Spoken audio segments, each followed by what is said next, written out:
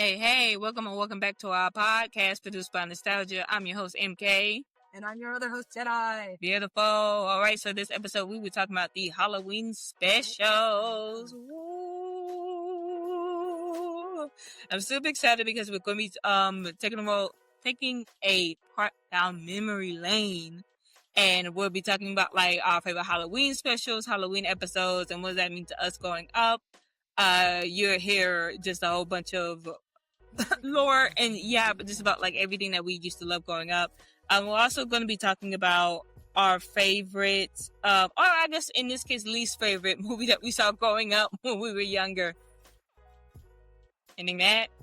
Yeah, we're going to be facing our inner demons, our past spooky scaries from when we were children, and getting into how it affects us to this day and how we remember it. Exactly. So please sit back, watch the show. And, listen to the show. Close your eyes, open your ears. Yes. And prepare to be spookified. Stop it, Patrick is scaring him. All right, so Halloween's coming up. What are you dressing up as? I am going to be the Clovers from Bring It On. From Bring It On. That's a really nice one. Question: have you seen all of the Bring It On movies? Every single one. How many are there? There's like 6. Like 6. See, I think I only know of like 3, maybe 2. I know there's the first one is the one with Kristen Dunst, right? Yeah. Okay, and that one also has Solange and no. What? No. That's the one with Gabrielle Union? That's the one with Gabrielle Union, yes. I thought they were both in the movie. No, wait. the wrong movie. Solange, is she in the... She's in like the third one? Okay, wait. Okay, the first one, Kristen Dunst versus Gabrielle Union, that's the one where, like, the Clovers get their routine stolen. I actually don't remember what Kristen Dunst's team was called. They were red. They were the Turos. The Turos, yes. They stole the routine from the Clovers because they always be taking our shit. Yeah. Okay. And then there was one also with, I don't know this actress's name. I think it's like Hayden something or other. Hayden Paris. Yes, that's the one with Solange. I tried my best. I'm not good at celeb. No matter who they are, I try my best. Earlier, when we were talking about this, I called Kristen Dunst Reese Witherspoon because I guess they're both blonde and they're both white women, and I don't know, girl power. I won't disrespect those women. No. Stop, please. I had the image in my head, though. I was like, the actress... You were definitely thinking of Legally Blonde. That's what that... I had the actress Kristen Dunst. I had her face in my head, but I said the wrong name because I was like Mary Jane from the Spider-Man movies with Tobey Maguire. Yeah, Kristen Dunst. Yeah, that's Kristen Dunst. But in my head, I don't know. I just picked a name out of a hat, and it was Reese Witherspoon. That's what I'm saying. Because I was like, because she was in that movie around that time. I'm associating. I was like, that's probably what you thought of, like Reese Witherspoon. But yeah, there's like 5 or 6. Because the first Bring It On is like said in high school. The second one is said in college. Oh. The third one, I'm sorry, the third one is the one Solange is in. Yeah. They're in high school, but it's so unserious. Hayden's character comes from Malibu to come. It's so stupid. What? It's supposed to be like, oh, Barbie, now you in the hood. And I was like, oh my gosh, this is so crazy, but I still love every moment of it. That's the one Solange is in. And then the other one, In It to Win It, is with Ashley Tisdale's sister. That becomes like a big thing. Ashley Tisdale has a sister? Ashley Tisdale has a sister. Goodness gracious. Mean? I did not know this. So she's in that one. That's the one where it's like, oh, I got a confession, guys. I'm not gay. They just started changing in front of me, and so I just went with it. No, just me? Okay, first of all, I didn't know Ashley Tisdale had a sister, first off, so I definitely did not know about the existence of this movie. Yes. So I'm completely lost. And what do you mean? She was lying about being, so people just thought she was gay because she was watching people change? I'm not understanding. I think I'm not picking up the right parts of the synopsis. Yeah. No, there's a lot of movies, and I didn't even touch the one with Cristina Milian. Who? No, don't know who. You don't know Cristina Milian? What other projects has that actor in. She's not actually, she's more of a singer. That's how I know her as, mostly. What does she sing? How does it go? I'm trying to think of a song that you would know, though.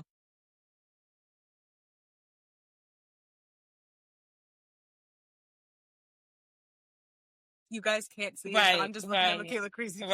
I have no idea. Let's run on the assumption that unless it's like a top 40 hit, I probably don't know it if it's from before like 2016. Is it old? Is it 2000s, 90s, or have I just always been out of the loop? It's like 2000s. They all started coming out in like the 2000s. Okay. Oh, you talking about 2000s? She was definitely 2000s girl. Yeah, I was not on that. I was not hip to that vibe. I didn't learn who Britney Spears was until I was at least like 15. Well, I feel like that's a fine time to know who Britney Spears is. That was a peak. When we were 15 years old? In like the mid 2010s? What, hasn't she been relevant since like the 90s?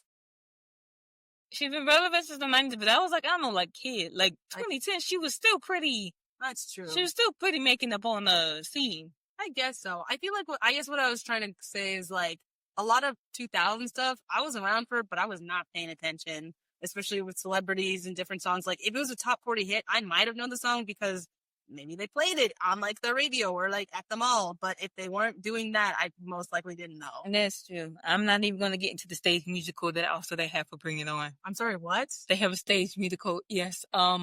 Music written by Lin-Manuel Miranda. Is it recent? No. Okay, then yeah, I did not know that this Lin-Manuel Miranda? Yes. Oh my god, did they rap? Yes.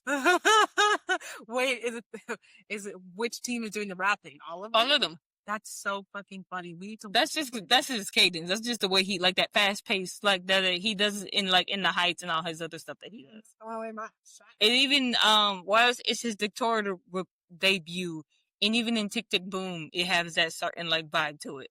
Oh, did he also? He directed Tick Tick Boom.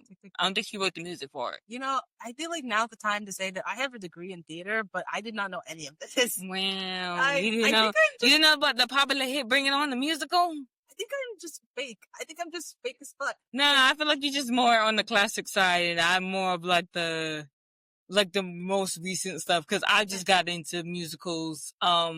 Really like fully like my senior year of high school, freshman year of college. So, wow. I feel like that's a good era to get into theater. I do too. We need to patronize the arts more often. I feel like the arts, they're not dying out, but we could all stand to watch more, theater live. I agree. Are you going to be anything for Halloween? Thing for Halloween? See, I haven't thought about it, and I kind of want to do a costume, but I'd have to really rack my brain. I feel in years past, I'd usually just gone for simple things. Like one year, I was Fiona from, like Shrek Adventure Time. No, that would have been. I guess that would have been easy. I would just get like a green dress or something. Yeah. No. I was Fiona. Like I was the female counterpart of Finn because all you need is like a blue shirt and like a denim skirt and like a white hat, and that's basically her. I was also one year I was Arthur from Arthur. Arthur, right? Yeah, because the meme was really big that year, and I had red chucks, so I was like, this will work. This will work. If I had to think of a costume for this year, I don't know. Oh, last year I tried to be Mudang. That was like pop culture. Oh, Mudang was this baby hippo from I think Thailand. Oh, that one. Because she would just scream and people were like, "Yep, that's me." Yeah. Cute. So I wanted to do like a cutesy version of Mudang because my roommate was like, "You make faces like her all the time." And I'm like, "Are you insulting me?" Or, but I decided to take it as a compliment. But it didn't work out, so I think I ended up just being an angel. Like I just had a white dress and I went to Party City, got some wings. Will. So if you have any ideas of what I could be, lay them on me. But I don't know what's been topical this year. A lot of stuff, honestly. So there's so many things. I feel like that can get us right into like an episode. Speaking of Halloween, this is our special Halloween episode. Yes, our first special. Beautiful, beautiful. I'm super excited to talk about like the Halloween cultures. But before we get into that, did I want to ask you if you have any weekly unwanteds this week? Okay, I would say my weekly unwanted is revisiting trauma from my childhood. So for this episode, I had to do some research, and I we'll get more into it, but the scariest thing I've ever seen is Coraline. And so I had to do research, and I just was brought back to how terrified I was as a child. And I was like, how can this be affecting me so bad? In theory, this movie is not that scary. But I was like, dang, this must have had like a really big effect on me for me to feel this way. So just having to be a big girl and like revisit my past scary moments, that was like, dang, am I weak? I might be. Nah, that's funny. I would say my weekly unwanted, like work. I just, yeah, it's, it'd be like that. Sometimes it's just, I mean, in our profession, work can be fun to an extent, but it is just a lot of like being in meetings, you know, answering to higher ups, kind of having to sit and concentrate, which I feel like can be draining. But at least the reward I feel like is nice sometimes, you know? Right? We're working on cool shit, like, that's cool. Yeah. Yeah. Yeah. Being an adult. Being an adult. That's why I'm super excited for like Halloween and just get to out of that, like, okay, like, you know, work's been like tough, but then I can look forward to stuff like Halloween and like different things. So I'm super excited about this Halloween episode because I'm willing to really to get into that. Before we get into the nitty gritty of talking about like Halloween specials and our favorite kind, I want to talk about a little bit what Halloween means to us. Jetta, how was your experience growing up with Halloween? So I grew up in a religious household, so I did not celebrate Halloween. Halloween was kind of just, it happened around me, but my mom was like, you can't participate in that because that's of the devil. So literally when they were having like Halloween parties in elementary school, I would have to sit out. Sometimes they would give me candy, sometimes they wouldn't. I'd usually end up like going to the computer lab and just like fucking around on the computers, doing like math games or whatever. It was fine. Or I'd be like reading in the library. And then for trick or treating, like we didn't go. Our house would be dark, so trick or treaters wouldn't come to our house either. At some point, there was this event at my church called Harvest, which was basically just a Halloween party without the Halloween branding, because they would give us candy. Like we would show up at the church gym with bags, and some kids would dress up. So y'all did trick or treat too? Yeah, they trick or treated, but just in a church. So I'm like, this is foolishness. And I always thought that it was kind of bullshit. I was like, there's no way that this is actually like of the occult. It was just a silly little American holiday to like get people to buy candy and act frivolous. Why must I suffer? But it's whatever. As I got older, though, I did start celebrating, I guess, behind my mom's back, if you can call it that. In college, went to a few Halloween parties. I went trick-or-treating for the first time last year, actually, as an adult, as a grown adult. I was dressed up as an angel, and we live close to, like, a pretty affluent neighborhood, so they had some pretty good candy. I got at least 1 or 2 full-size chocolate bars. Nice. And actually, I got them from people really randomly walking on the street. We didn't even get them from houses. There was just somebody handing out candy. And honestly, that candy could have been laced or something. Oh, we just got it. We just got it from strangers, like literally at an intersection. But I was like, yes, I've gotten the full Halloween experience. This was all worth it. That was a beautiful experience, though. I will say that. Yeah. I know for me, I also grew up in a religious household, so I could definitely feel you on like we didn't get celebrated, but like we were like, it wasn't like that hard. We were in so I'm there was a whole bunch of things. So I remember when we first moved to Georgia because we moved in with my grandma. We celebrated Halloween. I remember 1 year and we went trick-or-treating. I just was a little princess and it was cute. I had to be maybe about like 6 or 8 between that. Then 1 year we stopped celebrating. I was like, we're not going trick-or-treating. We're not doing that. If we had it, if we did celebrate it at school, it was just like, we didn't really dress up. Now that I'm thinking about it. I think it was maybe like watch movies, but we were mostly on like Christmas time. We didn't really do much for like Halloween, and it's like if you want candy, then sure. But I can't remember anything of like actually like doing it. So much so like I don't think I had to like leave the classroom to like your extent. But I will say, I was maybe about 12 or 13. I said this because I was like it was on the verge of like being too big for Halloween. But hey, you're a kid. You're a kid. So I was already outside hanging with friends, and this had to be, and my curfew was maybe about like 8 or 9. So I was already hanging with my friends, and they was like, "What kind of trick or treating?" I was like, "Well, ain't no harm in me like standing next to you while you go trick or treating. There's no harm in that, right?" So then they started doing it around the neighborhood, and I was like, "Yeah, I'm just tagging along. Would you want some candy too? Sure." Put some in my plate, give me candy in my hands, and put it in my pocket. I was like, I'm technically not going trick or treating because I'm not having a costume or anything. I ain't got no bag or nothing.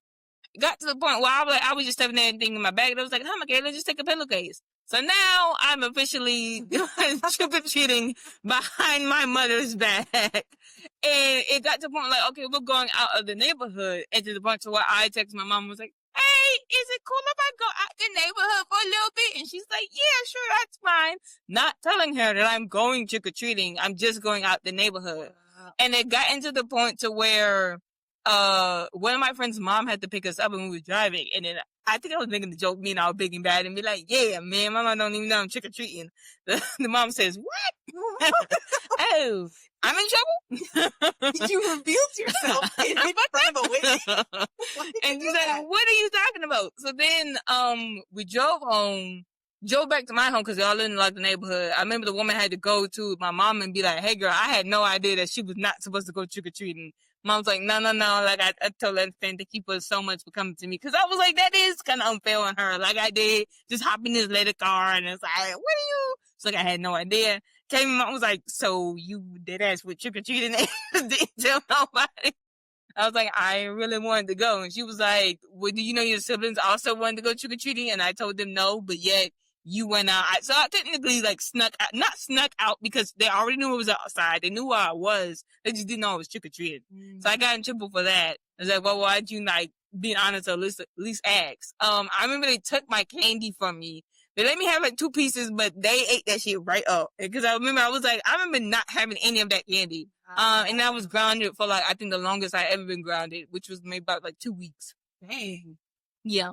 So that was my experience with Halloween. I had like so much fun. And I think it was that year and maybe like 2 or 3 years afterwards. It was just like, if you want to celebrate, you want to say, cause then I also went to a church, but my church was also like, very close and very small. Yeah. So for like the kids, it was like we do like trunk or treat. Well, you know, people they stand outside the church, open their trunks, and it's like, oh, recite the scripture, and then I'll give you candy. You know, stuff like that because it's very associated that Halloween is the devil's holiday, is the devil's birthday. The devil's birthday. That's what my mom said. But it was just like, girl, no, it's not. It's literally just a day. It's a commercial holiday. I'm sure that its roots are, I think, in paganism, which is whatever. Like, I think in this day and age, at least in the 21st century, Halloween is literally just an excuse to eat candy. It's just an excuse to eat candy. So it's like, when it comes to that, I was like, that's why that's one of the reasons why I like the whole like religion thing and just like my connection to it and just associate. Cause I was like, yeah, I don't think Halloween is really that serious on that aspect. I think it's just kids just having fun eating candy and whatnot. Honestly. So that's how much I like where it, it's like connected with it. But I say like, it was still kind of like we were 1 foot in, 1 foot out because I still watch like Halloween episodes and was still like that. But the reason even growing up in that religious household is the reason why I couldn't watch Harry Potter. Yeah. Going up and never stuff. Never seen it, never will. You know, so it's like, well, I'm actually on the verge right now to watch every single Harry Potter with my sister. Don't do it. Cause I was like, it's fun, why not? Am I giving J.K. Rowling my money? No. But I am watching like the, like the books and stuff, and I'm doing the same thing with my sister, cause it's like, oh, we couldn't watch it growing up, but then I remember one time, my mom's friend was like, oh no, I don't watch that cause of that stuff. And then her friend's like, girl, that's literally not what it's about. And she turned on the first movie. She's like, oh, this is kind of good. Oh, shit. And then I remember she came in making almost like an announcement. It was like, y'all can watch Harry Potter now.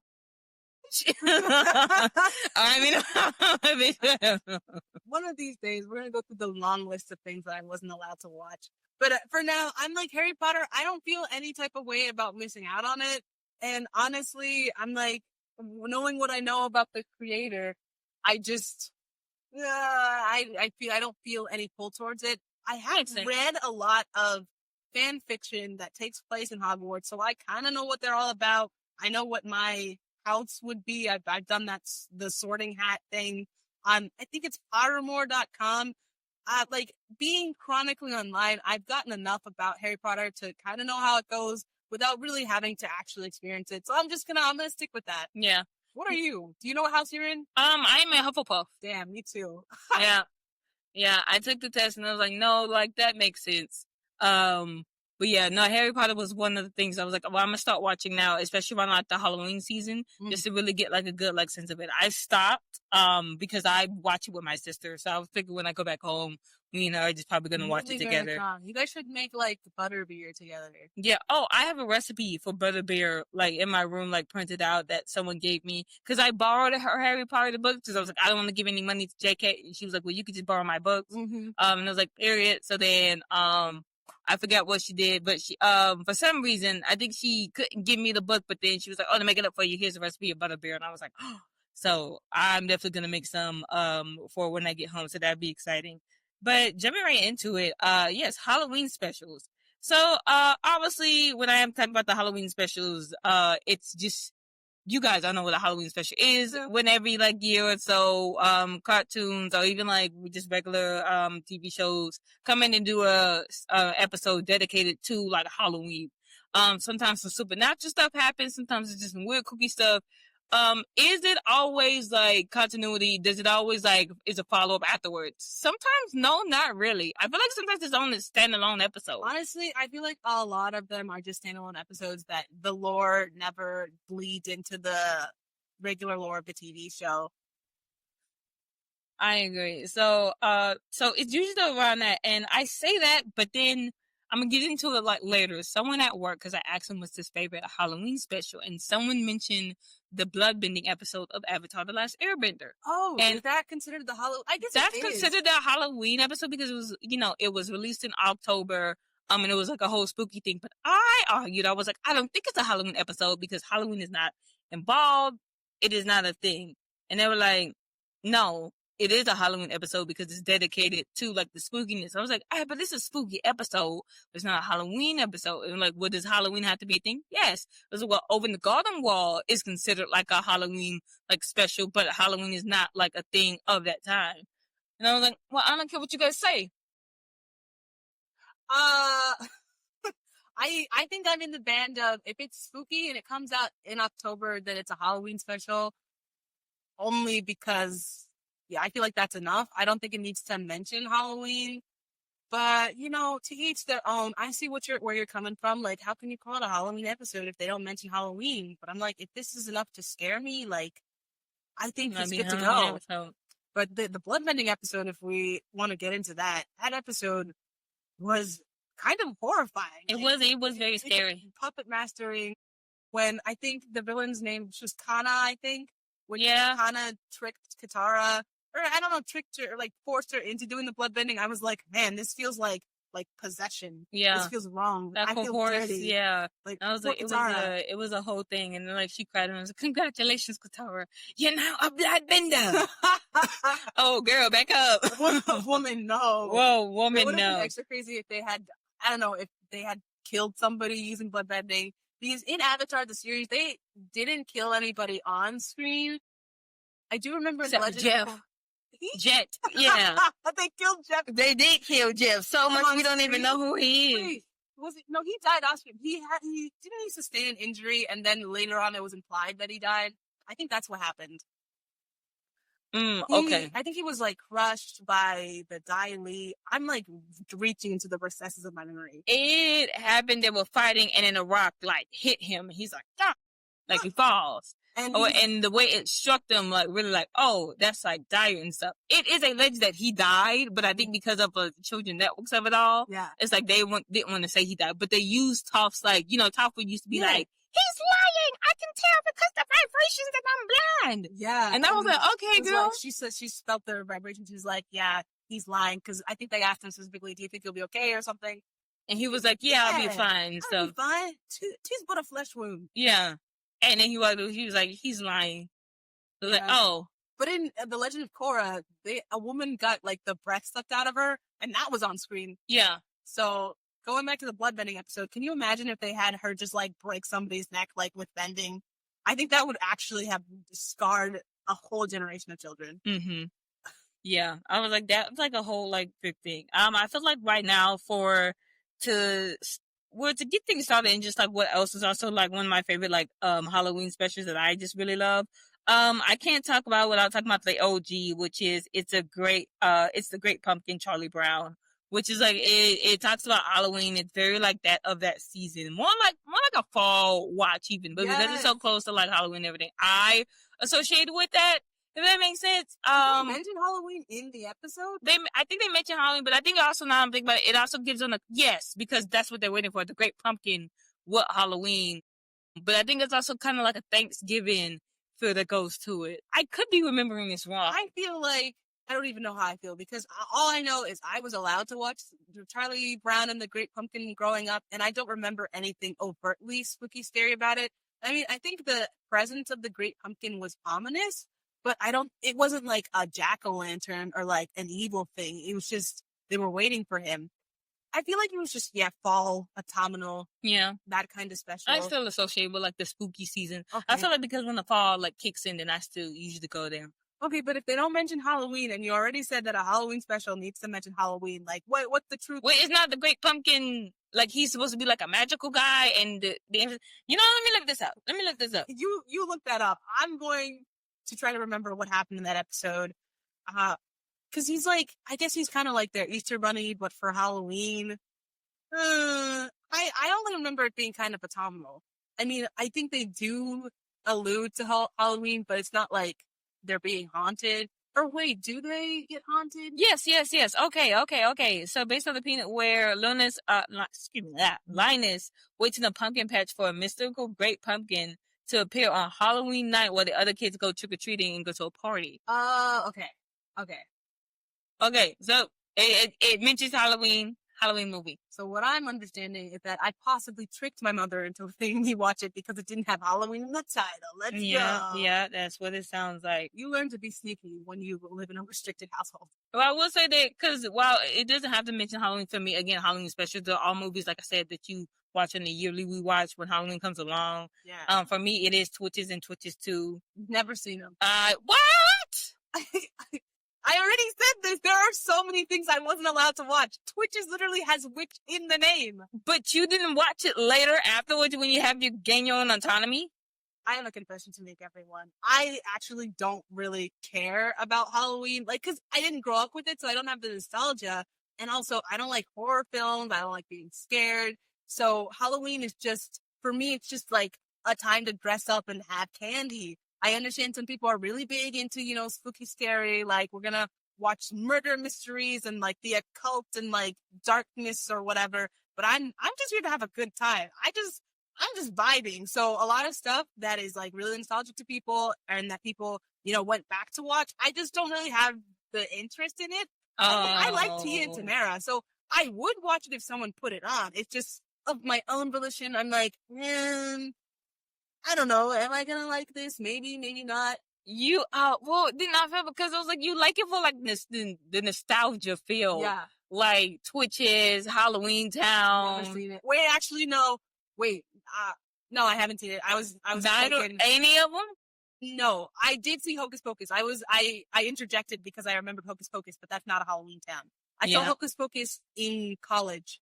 And it was really fun for me because we watched it on the lawn at my university, like on a lawn with a giant screen outside on blankets. And during the movie, at some point, one of the characters says Hocus Pocus. And because I'm a dumbass out loud, I was like, oh my God, they said the title of the movie. And like a couple people on blankets laughed. Mm-hmm. Because it was the first time I'd ever seen it. And I was like, I didn't know they were going to say the name of the movie in the movie. Like, oh my gosh.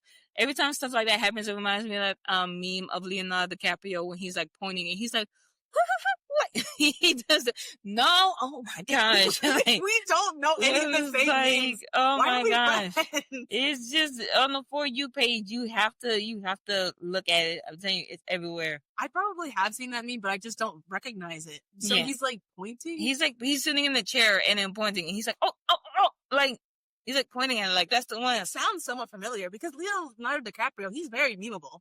He is like super memeable. So I was like, no, he's like definitely like in that. I am super excited. Just for other Halloween stuff. So now let me get into that. One of the things that I like really love is the Sweet Life of Zack and Cody episode, which is the ghost of Sweet 613, which is very spooky. Everyone knows that one. That's when Zack and Cody like stay the night in like a hotel room that alleged like has a ghost in it. Yeah. So I think that's like really cool. I could do a couple of sound bites and stuff. It was like, oh my god, I hate pizza. No one gets that, but that's what I reference. Because I got it. Yeah. I actually have seen that episode and I love that episode. Yeah, it's just really fun one. When Esteban puts on the voice of the lady, I first of all, the first time I watched it, I was shocked. But as the years went by, I was like, this is comedy gold. Like, this is great. Yeah. Are all Halloween specials like this? Like, I was like, it should be more. It should definitely do more. I always want to do stuff like that. Just like, spend the night in like a spooky place. I want to live. I mean, I'm protected, so I was like, I'll be fine. By what? Yourself? Yeah. I was like, ain't nothing gonna harm me, but I think it would be like, hands with a ghosty? I pretty much, yeah. I actually probably would put my money on you. It's just like, it'll be fine. Give him the old 1-2. Yes, the 1-2 is yes. And then another episode that I really love, I think we talked about a little bit, The Scary Godmother. It is a CG animated movie. There has been 2 movies. There's 2 of them? Yes. I thought there was only 1. It is bad. I'm not talking about ugly, but I watch it every so often and I'm like, wow, nostalgia. CG animation is bad. They look creepy. They look scary, but at the same time, it's still like a good vibe. I love it. It's funny because, in 2, everyone just wears the same costume again. And they were like, why are you wearing the costume again? He was like, no, I'm an open candy bar or something. Like, it's just like, you're so silly. Invulnerable. I was like, oh my gosh, I love this. But it was basically about a girl and her cousin, like, keeps scaring her, and so it's like, you're a baby and you're not hanging with us because we're the older kids and stuff. And then she goes in and the same thing that was like, okay, well, go up into that haunted house up there and then you can hang with us. She goes in there and gets trapped, and then old girl pops out and she's like, I'm your scary godmother. What? And she's like, yeah, everyone has a scary godmother. I'm here to help you and to get over your fears and have fun. So every year on Halloween, she comes back to hang with them. Oh. So she's like just a lady chilling and she just shows. She's a witch. Sorry. She's a witch. Yeah. Okay. Scary godmother, like fairy godmother. Yeah. So, okay. So in this universe, instead of like a fairy, it's like literally a witch who's assigned to you to help you face your fears. Like fairy godmother, scary godmother. Yeah. Okay. In that premises. Cause then she's hanging with vampires. She's hanging with like werewolves, like fam and stuff. That's usually that. Damn, she's like hanging with the ghoulies. Exactly. It's a whole thing. I want to get into it, but I'm going to take a pause right here real quick. Yeah, so I think personally, like, Scary Godmother is one of the worst, like, specials and everything that's, like, happened around that area. But yeah, it was very cute, very, like, silly. And again, Twitches 2 and Twitches 1, 8. There was supposed to make a Twitches 3, but then they were like, no. So it was supposed to be a trilogy? Yeah, it was supposed to be a trilogy. Why do you have any idea why it fell through? I think it just was like budget, production reasons. I think schedule too. That's when the girls were really like popping off, especially into like older roles. I mentioned this earlier to you. In Twitches, Tia and Tamara are around like 26. And so because but in in the movie, they're 21. So they had to age them up because in the book of Twitches, they're like 16. Yeah. But they had to age them up because it's like, you guys are too, old to be playing like 16-year-olds. So I think around that time, because that peak, there was going on other stuff. And then also like 26, you really don't want to be playing like, I feel like I'm not like Disney Channel, like, area. So they just kept doing more and more things. Yeah. I feel like they had just gotten onto the channel, but they already aged out. So. It happens. I can understand why they didn't want to do a third movie. Between the two, which one's better?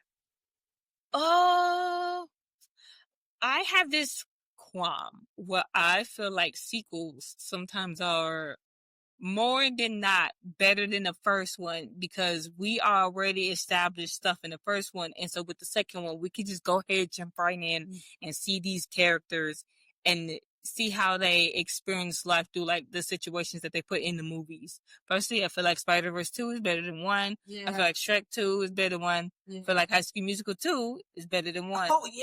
Yeah. So that's in my thing. So personally, I like Twitches too. The only one where I feel like, which is another episode where I feel like it doesn't work, Space Jam 2, but I feel like that took too long. The second. the The one second with Space Jam. LeBron Yes. James. Yes. Mhm. That was a sequel. I thought it was a reboot almost. No. I've never seen either, so. Yeah. I love the first Space Jam. It's the reason why I came into animation. That but, one was yeah. Michael Jordan, right? Mm-hmm. I feel like I do need to watch that one. It just was not on my radar growing up, but that one I'm interested in. So I wanted to ask you, what are your like favorite Halloween specials? I have a very, very short list because I was not allowed to watch a lot of Halloween specials. Like, my mom would be looking over my shoulder to make sure that I wasn't watching things I wasn't supposed to be. But I did sneak in a few. I would say, of the one you already mentioned, the Sweet Life Zach and Cody one, I love that episode. That episode's so funny. What you didn't mention were some cartoons. The Halloween special for SpongeBob SquarePants. I really like that episode. I think it's super funny. Especially the end when it's revealed how he made his head round. Like, he shaved off all of his, like, Yeah. and just left the brain in the eyes. That was, first of all, that's wild. That's like a wild concept, but also, it was But I just such a appreciate the funny gag. dedication. I think I saw in a video recently, a YouTube video, that the ending was originally different. Not that that didn't happen where he like didn't shave the sponge part. That still happened, but instead of it being like played for comedy, it was played creepily. They did, those close-ups. You know how sometimes in episodes they do close-ups of him looking grotesque? Yeah. So they had something like that for the original ending, but the censors were like, this is too intense for a kid's TV show. Let's play this for comedy. And so they went instead with the reveal where they're all looking at him and we can't see him, and then people run away and then it turns to him. And then, the whole Patrick. Like, yeah, if you've seen the episode, you know what's going on. Yeah. I really like that episode. What else happened in that episode? I thought it was really cute, all the little costumes that the fish were wearing. I think Mr. Krabs was the Flying Dutchman. Sandy was a fish in a fishbowl, which I thought was really meta. That was a fun one. And I think it wasn't like their first Halloween. They had been celebrating Halloween. I'm starting to mix up the Halloween and Christmas special. No, I feel like you're right. They had a couple like specials and stuff, but I do specifically remember that episode. That was one of the good ones. Yeah, no, there's some other ones that I can't remember. Wait, no. Cause that's the same episode where he's like, I'm trying to scare him. And Yeah, that's the episode. For a second, I couldn't remember the entire episode. I can only remember the end. But I think the premise of the episode is that he's going trick-or-treating. He wants to be scary, but no one's scared of him. Because he looks like a box in a sheet. Yeah. I remember one of the kids is like, what are you, a haunted mattress? Yeah. That's actually pretty foul. That's pretty funny. Super mean. A lot of the fish, like, incidentals were really mean in SpongeBob, but they were funny as fuck. But yeah, when he shaved off his head, he was like, I'll be more scary if I'm round. Which he wasn't. It was only when he revealed that he had dismembered himself that it was like, oh no, this is scary. Even the Flying Dutchman, he was in that episode. I remember, it's like coming back to me as we talk about it. But yeah, that's one of the Halloween specials I like. The other one that I really like that I feel like I quote way too often is the Fairly Odd Parents Halloween special. I think the episode was called Real and Scary. Not entirely sure, but it did have a musical number that was called Real and Scary, and that song goes through my head every once in a while. You're gonna have to break that down because I have no idea what this episode is. Okay, so the premise of this episode is that Timmy is jealous of other people's Halloween costumes. So the popular kids all have these really cool costumes based on a superhero, I think, in their universe, the Pumpkinator. Like they have these special edition, like, super cool mechanical costumes, and he is dressed up as God. I don't even remember what he's dressed up as. He's dressed up as something that's lame, and so he makes a wish that that Halloween costumes were maybe more real and more scary. Mm-hmm. Honestly, it's been a long time since I've watched this episode, but he makes a wish along those lines, and everyone starts to transform into their Halloween costumes. Oh. Yes. Oh, okay. I remember a he little might have bit. been- Yeah. I think he might have been dressed as a vampire, so he became like a vampire or something. Mm. Yeah. I don't remember what the big issue was. Yeah, I really should have rewatched this episode, but I just remember there was a musical number and there was really cool costumes. Everyone was transforming into other stuff, and it was just a fun time. Yeah. I think that made me think of the Jimmy Neutron Halloween episode. And I just remember the joke that I thought was really funny. I think they kind of had like a similar thing. Like Jimmy, Carl, and Sheen end up turning into whoever they dressed up as. Yeah. Like Sheen was a werewolf. I think Carl was a vampire. I forget what Jimmy was. I think he was like Frankenstein. Yeah. Or no, his dad was Frankenstein. I forget what Jimmy was actually, but basically they turn into like their counterparts or whatever, like whatever they dressed up as. Mm-hmm. And even so, Sheen turns Libby into a werewolf as well. But the way it was, like, I think she was like a princess at first. And so she thought Sheen was just being weird because, you know, Sheen's a weird guy. Sheen was like, "Don't you want some meat?" Libby was like, "No, I'm a vegetarian." And then Sheen goes, "Oh, Carl owes me $2. He thought you was a Republican." What is it? What? I was like, that's why I'm like, Jimmy Neutron has top comedy, but we'll get into that later. I remember that. Oh, yeah. She was so funny. She was so funny. But yeah, that was like the Halloween special. So stuff like that has been embedded in my mind. And if we even go back, I saw on the docket that like Alvin and the Chipmunks meet Frankenstein, and in a separate movie where Alvin and the Chipmunks meet the Werewolf Man. Yeah. And that was a really good one as well. Those two, I really liked those movies. They were really fun. I grew up watching a lot of Alvin and the Chipmunks, more of their like musical stuff. And when I saw that they had these like little specials, I made sure that I snuck around to watch them so my parents couldn't see it. And they were really fun. And they also, of course, have musical numbers. Yeah. And in the Wolfman one, especially when Theodore turns into like the little baby werewolf and his personality changes. Yeah. I thought that was so cute, but also it was really funny. Oh, brother. Yeah. I didn't watch that recently on a binge watch, but yeah, I thought that was like really cool. I definitely loved the Alvin and Chipmunk specials that they did. The Wolfman was specifically my favorite. Yeah. I can't remember so much of the Frankenstein one, but I remember preferring the Wolfman better. In the Frankenstein one, I think it like takes place there on a movie set or something. So they originally don't realize that he's like actually Frankenstein. Oh. I remember that kind of being a part of the plot. I feel like the Wolfman one is the one that most people prefer because, you know, it spends more time on like chaining up Theodore and the Chipettes are in it more. And then there's that big ending scene. Everything's gonna be all right. Yeah, that. Did we ever find out if we should sing? I think, moving on. Anyway, yeah, Alvin and the Chipmunks, those Halloween movies were really good. The only other Halloween special I could think of that I've seen is the iCarly one. I don't think that one's particularly interesting. And it's actually similar to the Sweet Life of Zack and Cody episode where they just go somewhere where there's supposed to be a ghost or it's haunted. Yeah. Only theirs is in their apartment building. They go into the room. And I think they do a webcast from there. Oh, okay. Yeah, that sounds about right. I could not tell you what actually happened in the episode. These are our favorite ones, but we keep forgetting. Well, because with Halloween episodes, they only showed them usually in October. Yeah. I feel like the reason why I've seen some of them is if, you know, they had like a marathon of the TV show and they would just play the episodes in order. I think sometimes they would play the Halloween episodes. So, of course, my mom was not, you know, hyper vigilant, so I just watch it, and that's how I think that's how I managed to sneak a few in. But definitely during Halloween time, like that's when all the specials were happening. That's when we would get back to back of different episodes of different shows. But if you didn't catch it during October, there was a really slim chance you would see it again during the year. That's true. Because then I also mentioned the Proud Family being one of my favorite like Halloween episodes, and that's when first of all, Little Romeo guest stars. That was why I was like, It's Lil Roscoe. Basically Penny and her friends wants to go out to a Halloween party, but she's not allowed to go because like her dad's hosting like one at the house, but then she ends up going. But she eats these like weird version of the Halloween Proud snacks. So she eats them, and because of that, she turns into a superhero. And so now it's like her being a superhero and like saving everything and saving like the Halloween like party and stuff. She's hanging with like Lil Romeo and things. The supernatural aspect comes in it because Penny's mom, Tree, invites like a clown to like the house like party and stuff.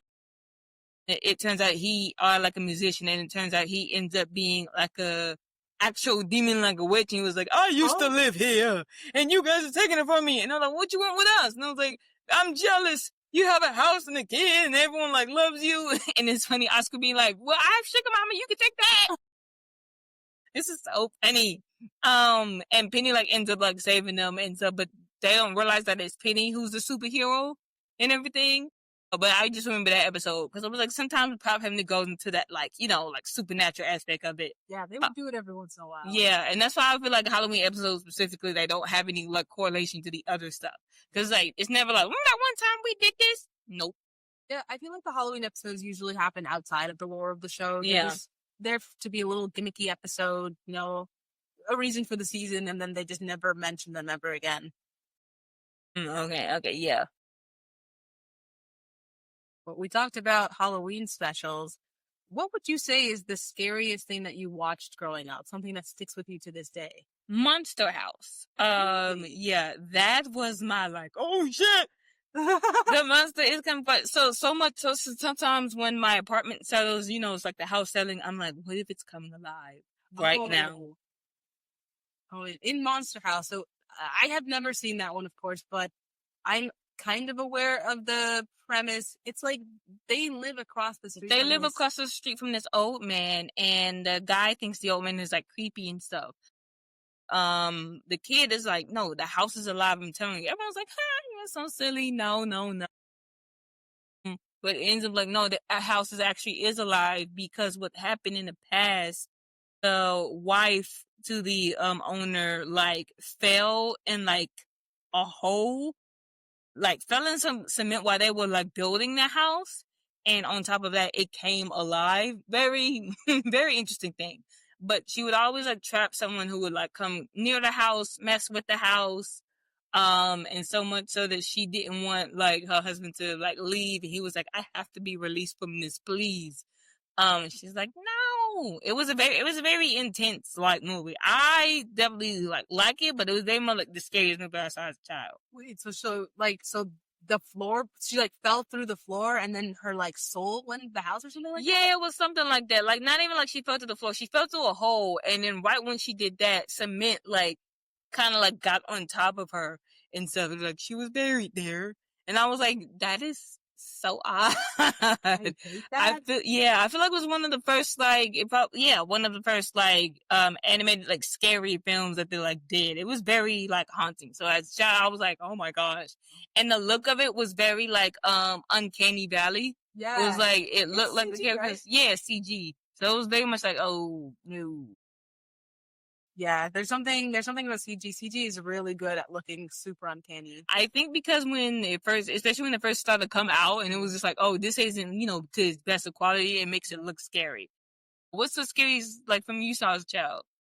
See, this isn't even just the scariest movie I ever saw as a child. It's also the scariest movie I've ever seen, and it is Coraline. That movie freaked me out as a kid. So the story goes that I was just a small child. I was under the age of 10. I think I was like 9 when it came out in theaters. And I saw that it was a stop motion film. And because I like animation, I was just interested in seeing this new movie. But I didn't know anything about it. I didn't know that it was scary. I didn't know that it was like going to be creepy or anything. I just was like, I'm here for a fun time. So I went with my mom and my little sister.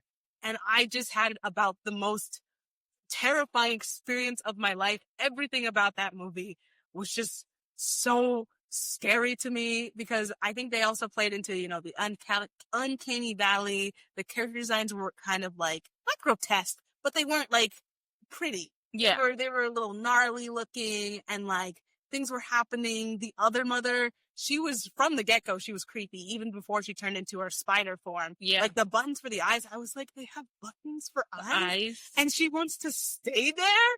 Get out of my face! I was so scared. I can't even begin to describe to you how terrified I was, because I did not build up any resistance to scary things because I wasn't allowed to watch scary things. Right. So this was just about the scariest thing I ever had to see in my entire life. And I had to go back and do some research on the movie to prepare for this episode, and I could already feel the heebie-jeebies like crawling up my spine. Like, oh God. Like the scene where at the end where she's trying to escape from the other mother. Yeah, that haunted me. That haunted me for weeks. Yeah. I don't think I had like nightmares after that, but just thinking about how I felt, I was truly afraid. I did not like it. But funnily enough, I still think it's a really good movie. For sure. And I definitely would recommend it. And if your kid can handle it, go for it. Show it to them. I think the What of like that's one of like their best movies to me, in my opinion. That definitely is a scary movie. A lot of people drawing that back to one of the scariest ones. As far as like spooky movie goes, the Tim Burton of like area and stuff, I love Corpse Bride. Yeah. That's a real like, that's where like I think she dies. Yeah. But then she's brought back to life because she thinks the man who is alive, like, is proposing to her when he was practically proposing to his alive, like, fiance at the time, because it was arranged marriage. Yeah. So it was like, I loved it. I love like stuff like that. Though I didn't like grow up like necessarily with like Halloween on the brain. Like I was like, I love the spooky aspect of things, but I can agree that Coraline is like, it's a little tense. Intense. Yeah, especially in theaters, because it's giant screen and you're in the dark and like things are coming at you. Whoa, I'm surprised I didn't wet my pants. It was so scary. But Corpse Bride, I have seen Corpse Bride. I only saw The Nightmare Before Christmas that's also Tim Burton, right? Yes. I saw that one also as an adult. I feel like The Nightmare Before Christmas, The Nightmare Before Christmas is technically a Halloween movie, right? Even though it's like Christmas themed. I have this debate with everyone each year. Oh, sure. I feel like it is more of a Christmas movie than a Halloween movie.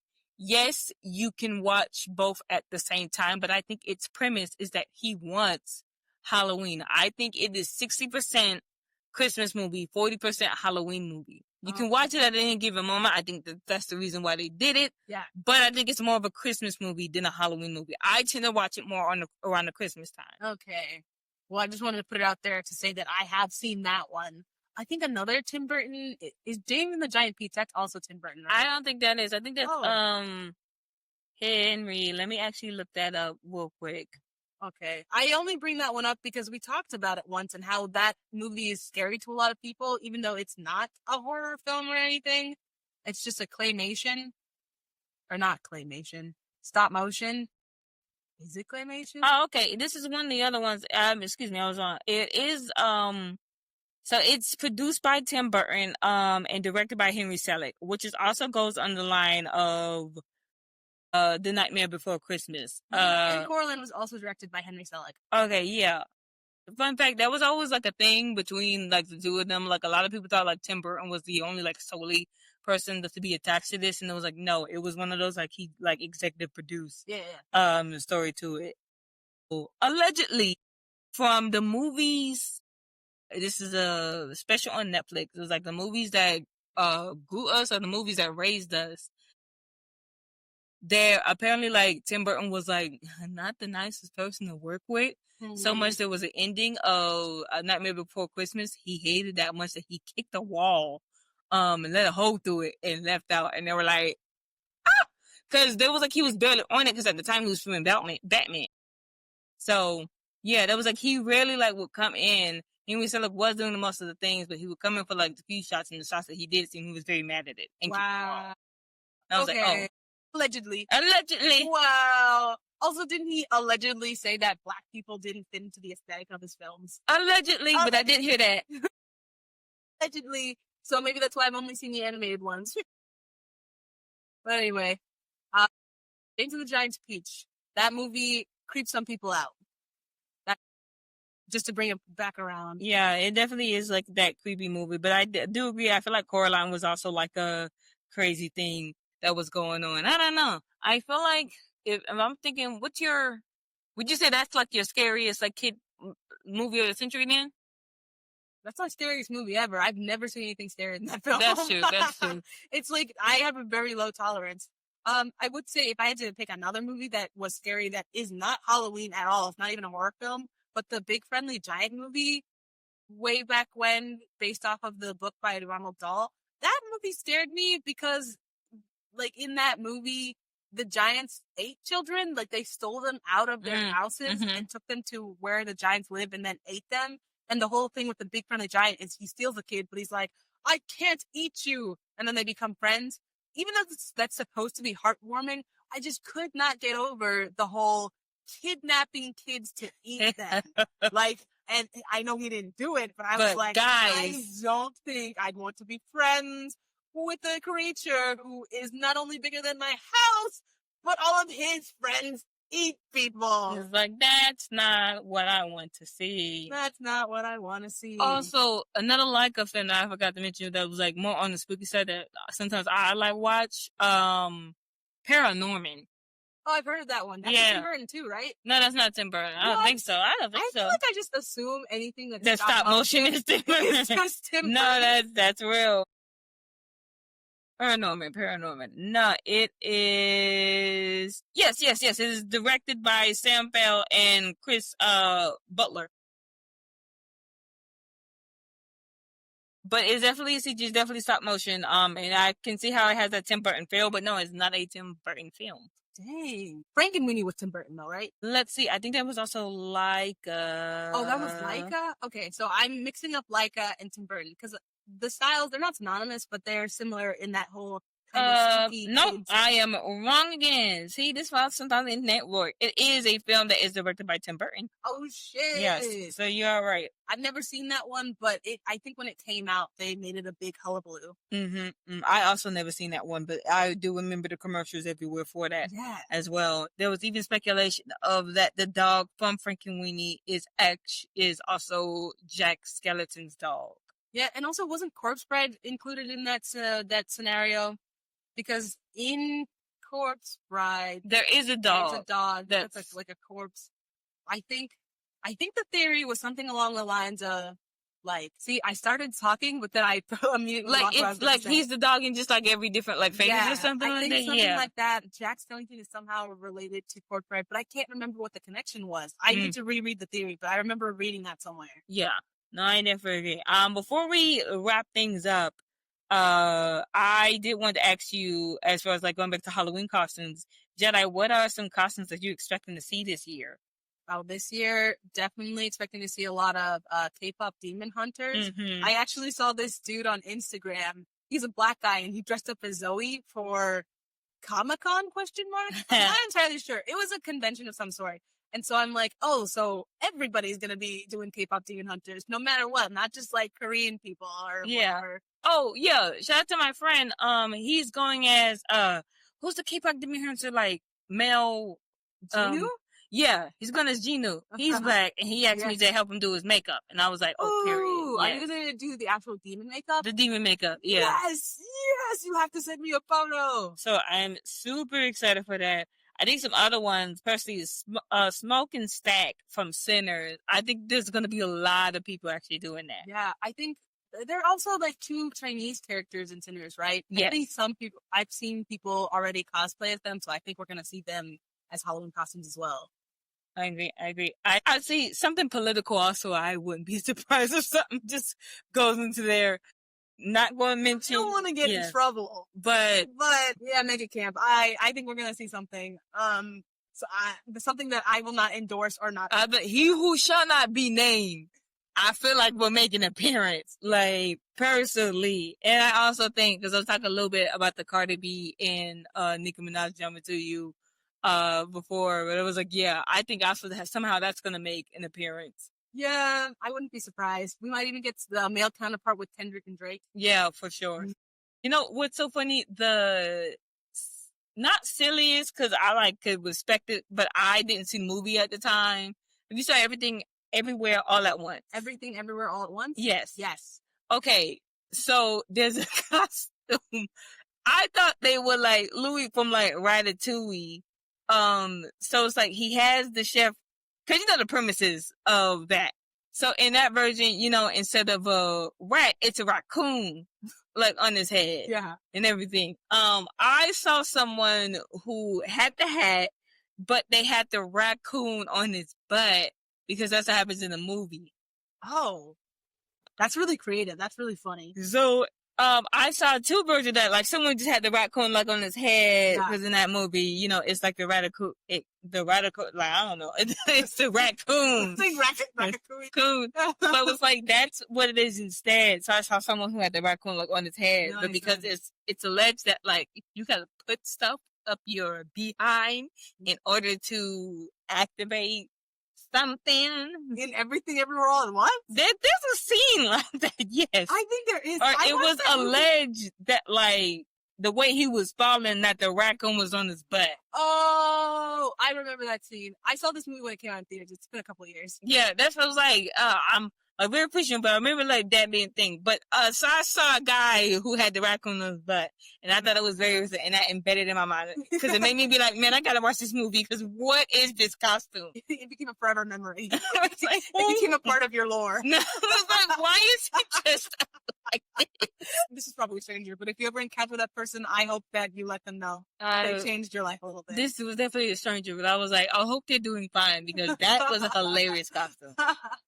I'm trying to think if there's anything else in pop culture that is like costumable. What has happened this year? Oh, so many things. Everything. That's why I'm like, there's a lot of stuff specifically political, but I wouldn't be surprised if someone just like mentioned like that. Like even like oh man, what was the Blake Lively and Ryan? Oh, that was this year? Well, that's what I'm asking. Was it this year or was it last year? I don't know. This year has kind of been like, so many things have happened that I can't place them.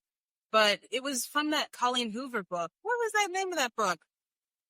We can't. I should just stop talking. Have you ever had a dream where you have you ever? Oh, it ends with us. It ends with us. Okay. Oh my gosh. I think someone should be Blake Lively promoting that because that book.